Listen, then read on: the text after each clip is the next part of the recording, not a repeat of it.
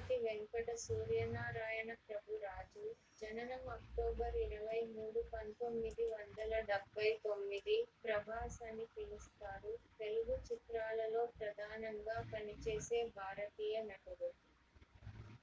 Prabhas 2002లో Telugu action drama చిత్రం ఈశ్వర్ ద్వారా తెరపైకి వచ్చారు.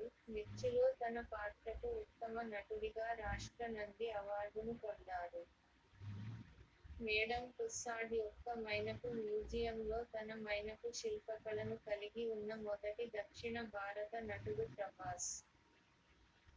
ప్రభాస్ ఫోటో.జేపీజీ 2019లో ప్రభాస్ జననం ఉప్పలపతి వెంకట సూర్యనారాయణ ప్రభు రాజు, 1, 2, అక్టోబర్ 23, 1979, వయస్సు 41, 3, Madras, Tamil Nadu, India. Alma mater Sri Chaitanya కళాశాల. తెలుగు సూపర్ స్టార్ ప్రభాస్ తన ఎంతో ఆసక్తిగా ఎదురుచూస్తున్న చిత్రం 'రాధే శ్యామ్' ఫస్ట్ లుక్ ఈ రోజు ఆవిష్కరించబడింది.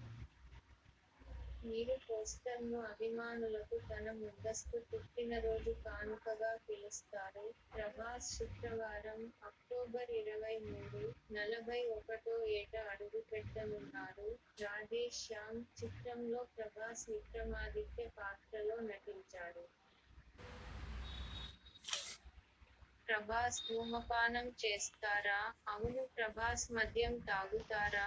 అవును. ప్రభాస్ తనను తాను ఆహార ప్రేమికుడిగా భావిస్తాడు, మరియు తన అనేక ఇంటర్వ్యూలలో అతను ఆహారం పట్ల తనకున్న ప్రేమను ఆమోదించాడు మరియు హోటల్ వ్యాపారంలో తన వృత్తిని కొనసాగించాలని కోరుకున్నాడు. ప్రభాస్ ప్రకారం, అతను నటుడు కాకపోతే, అతను హోటలియర్. 1. అతను ప్రముఖ తెలుగు సినీ నటుడు ఉప్పలపతి కృష్ణరాజు మేనల్లుడు. నటనలో తన చేతిని ప్రయత్నించమని ప్రోత్సహించాడు.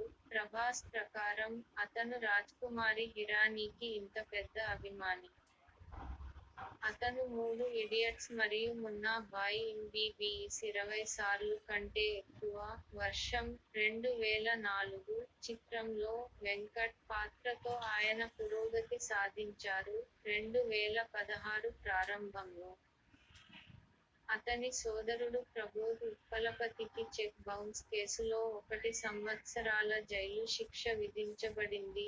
అతను ఒక వ్యాపారవేత్తకు 43 లక్షలు, కానీ నిధుల కొరత కారణంగా అది బౌన్స్ అయింది.